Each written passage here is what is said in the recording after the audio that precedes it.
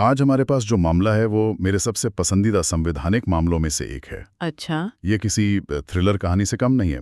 एक जब्त किया हुआ पासपोर्ट, एक शक्तिशाली सरकार और एक ऐसा फैसला जिसने हमेशा के लिए हमारे अधिकारों का मतलब ही बदल दिया। हम बात कर रहे हैं मेनका गांधी बनाम भारत संघ मामले की। हमारे पास इस केस से जुड़े कुछ नोट्स हैं और आज हम मिलकर ये समझने की कोशिश करेंगे कि सिर्फ एक पासपोर्ट का मामला इतना बड़ा मील का पत्थर कैसे बन गया और इसने हमारे मौलिक अधिकारों को एक नई जान कैसे दे दी, है ना? बिल्कुल। तो कहानी की शुरुआत होती है 1977 में। जरा उस दौर की कल्पना कीजिए। इमरजेंसी का दौर था। हाँ, देश अभी अभी इमरजेंसी के साए से बाहर निकला था। माहौल में एक अजीब सी बेचैनी थी और इसी बीच एक जानी मानी पत्रकार मेनका गांधी विदेश जाने की तैयारी कर रही थी। तभी उन्हें दिल्ली के क्षेत्रीय पासपोर्ट कार्यालय से एक चिट्ठी मिलती है, सिर्फ 2 लाइन की चिट्ठी। और उसमें लिखा था कि जनहित में उनका पासपोर्ट जब्त किया जाता है। बस इतना ही। और सबसे चौंकाने वाली बात ये थी कि उन्हें कारण जानने का कोई हक नहीं दिया गया। चिट्ठी में साफ लिखा था कि पासपोर्ट अधिनियम की धारा 10(5) के तहत सरकार उन्हें कारण बताने के लिए बाध्य नहीं है। सोचिए जरा, किसी को बताया ही नहीं जा रहा है कि उनकी आजादी पर ये रोक क्यों लगी है। ये सिर्फ एक पासपोर्ट जब्त करना नहीं था, ये एक तरह से कहा जा रहा था कि हम ऐसा कर सकते हैं क्योंकि कानून हमें इजाजत देता है और हम आपको जवाब दे नहीं है। यही बात तो इसे इतना नाटकीय बनाती है। कोई सुनवाई नहीं, कोई सफाई का मौका नहीं, और इसके जवाब में मेनका गांधी ने निचली अदालतों का रास्ता नहीं चुना। नहीं, उन्होंने सीधे देश की सबसे बड़ी अदालत सुप्रीम कोर्ट का दरवाजा खटखटाया, अनुच्छेद 32 के तहत एक रिट याचिका दायर की और कहा कि ये सिर्फ मेरे पासपोर्ट का सवाल नहीं है। हाँ, कि ये मेरे मौलिक अधिकारों पर सीधा हमला है। ये एक बहुत ही हिम्मत वाला कदम था। बिल्कुल। और यहीं से ये मामला एक व्यक्तिगत लड़ाई से बढ़कर एक संवैधानिक सिद्धांत की जंग बन गया। तो अब अदालत के सामने सवाल सिर्फ पासपोर्ट जब्त करने का नहीं था, है ना? नहीं, अब सवाल कई ज्यादा बड़े और गहरे थे जिनका जवाब पूरे देश के भविष्य पर असर डालने वाला था। तो वो बड़े सवाल थे क्या? चलिए इसे थोड़ा खोलते हैं। पहला और सबसे सीधा सवाल तो यही था, क्या विदेश जाने का अधिकार कोई मौलिक अधिकार है भी? हाँ, क्योंकि हमारे संविधान में कहीं भी साफ साफ ये नहीं लिखा है कि राइट टू ट्रैवल अब्रॉड एक फंडामेंटल राइट है। सही है। हाँ, और यहीं पर अनुच्छेद 21 यानी प्राण और दैहिक स्वतंत्रता का अधिकार तस्वीर में आता है। अच्छा। याचिकाकर्ता का तर्क था कि दैहिक स्वतंत्रता या पर्सनल लिबर्टी का मतलब सिर्फ जेल में बंद होने से बचना नहीं है, इसका दायरा बहुत बड़ा है। और उसमें अपनी मर्जी से कहीं भी आने जाने की आजादी भी शामिल है। बिल्कुल, जिसमें विदेश यात्रा भी आती है। लेकिन इससे पहले के फैसलों में सुप्रीम कोर्ट ने पर्सनल लिबर्टी की बहुत ही संकुचित व्याख्या की थी। और दूसरा सवाल जो शायद इससे भी ज्यादा अहम था, वो था विधि द्वारा स्थापित प्रक्रिया का। हाँ, प्रोसीजर एस्टैब्लिश्ड बाय लॉ। इसका मतलब क्या है? अनुच्छेद 21 कहता है कि किसी व्यक्ति को उसकी दैहिक स्वतंत्रता से सिर्फ विधि द्वारा स्थापित प्रक्रिया के तहत ही वंचित किया जा सकता है। सरकार का तर्क था कि हमने तो प्रक्रिया का पालन किया है, पासपोर्ट एक्ट एक कानून है, उसमें प्रक्रिया दी गई है, हमने वही किया, बात खत्म। और ये बहुत खतरनाक तर्क था। कैसे? इसे ऐसे समझिए, इस फैसले से पहले की स्थिति ये थी कि अगर सरकार एक कानून बना दे जिसमें लिखा हो कि नीली शर्ट पहनने वाले किसी भी व्यक्ति को बिना कारण बताए गिरफ्तार किया जा सकता है, तो सैद्धांतिक रूप से वो विधि द्वारा स्थापित प्रक्रिया मानी जाती। अच्छा। क्योंकि कानून है और उसमें एक प्रक्रिया लिखी है। एग्जैक्टली। इस मामले ने इसी विचार को चुनौती दी। सवाल ये पूछा गया कि क्या कोई भी प्रक्रिया, चाहे वो कितनी भी मनमानी, अन्यायपूर्ण या बेतुकी क्यों न हो, सिर्फ इसलिए सही है क्योंकि उसे संसद ने कानून की किताब में लिख दिया है? या फिर प्रक्रिया में न्याय का तत्व होना जरूरी है? हाँ, ये जमीन आसमान का फर्क था। वाह, ये तो वाकई में एक बहुत बड़ा सवाल था। तो एक तरफ मेनका गांधी और दूसरी तरफ पूरी भारत सरकार, दलीलें क्या दी गईं? मेनका गांधी का पक्ष तो साफ लगता है कि ये सब मनमाना था। उनका पक्ष 3 मुख्य स्तंभों का टिका था। पहला, प्राकृतिक न्याय का सिद्धांत, मतलब सुनवाई का अधिकार। हाँ, ऑडी अल्टरम पार्टम। उन्होंने कहा कि किसी को सुने बिना उसे सजा देना इस सिद्धांत का घोर उल्लंघन है। मुझे मेरा पक्ष रखने का मौका ही नहीं दिया गया। सही बात है। दूसरा, उन्होंने अनुच्छेद 21 को चुनौती दी, ये कहते हुए कि विदेश यात्रा का अधिकार मेरी व्यक्तिगत स्वतंत्रता का हिस्सा है और उसे इस तरह बिना किसी ठोस और उचित कारण के नहीं छीना जा सकता।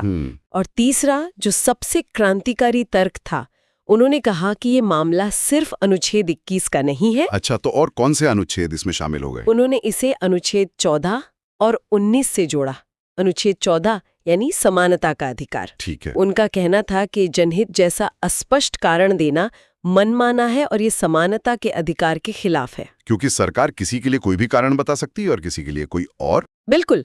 और अनुच्छेद 19 जिसमें बोलने और अभिव्यक्ति की आज़ादी जैसी स्वतंत्रताएं हैं, उन्होंने तर्क दिया कि एक पत्रकार के तौर पर विदेश जाकर लोगों से मिलना, विचार साझा करना, ये सब मेरी अभिव्यक्ति की स्वतंत्रता का हिस्सा है। तो पासपोर्ट जब्त करके आप मेरी उस आजादी पर भी रोक लगा रहे हैं? लेकिन एक मिनट, सरकार का ये तर्क कि प्रक्रिया निष्पक्ष हो ऐसा संविधान में कहाँ लिखा है? ये सुनने में तो काफी दमदार लगता है।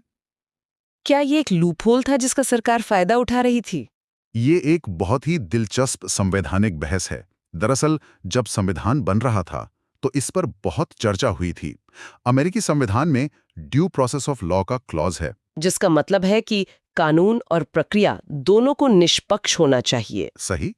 लेकिन हमारे संविधान निर्माताओं ने उसकी जगह प्रोसीजर एस्टैब्लिश्ड बाय लॉ वाक्यांश को चुना, जो ब्रिटिश मॉडल से लिया गया था। और उसका शाब्दिक अर्थ यही था कि कानून द्वारा तय की गई प्रक्रिया का पालन हो। हाँ, और कई सालों तक एक गोपालन जैसे मामलों में सुप्रीम कोर्ट ने इसी शाब्दिक व्याख्या को माना। सरकार उसी पुरानी व्याख्या का सहारा ले रही थी और कह रही थी कि देखिए, हम तो बस वही कर रहे हैं जो संविधान कहता है। मतलब अगर प्रक्रिया आपको पसंद नहीं है तो संसद में जाकर कानून बदलिए, अदालत में सवाल मत उठाइए। बिल्कुल यही। तो मुकाबला बहुत कड़ा था। ऐसा लग रहा था कि सरकार के पास एक मजबूत तकनीकी दलील है। फिर फैसला आया और उसने सब कुछ बदल कर रख दिया। सुप्रीम कोर्ट की 7 जजों की बेंच ने बहुमत से मेनका गांधी के हक में फैसला सुनाया। ये सिर्फ एक फैसला नहीं था, ये भारतीय न्यायपालिका का एक तरह से पुनर्जन्म था। अच्छा। इमरजेंसी के बाद न्यायपालिका की छवि पर जो सवाल उठे थे, इस फैसले ने उस छवि को एक नई चमक दी। अच्छा। अदालत ने सरकार की दलीलों को एक-एक करके खारिज कर दिया। सबसे पहले उन्होंने अनुच्छेद 21 की व्याख्या को हमेशा के लिए बदल दिया। कैसे? जस्टिस भगवती ने अपने फैसले में लिखा कि जीवन के अधिकार का मतलब सिर्फ जानवर की तरह सांस लेते रहना नहीं है, बल्कि मानवीय गरिमा के साथ जीना है। बिल्कुल।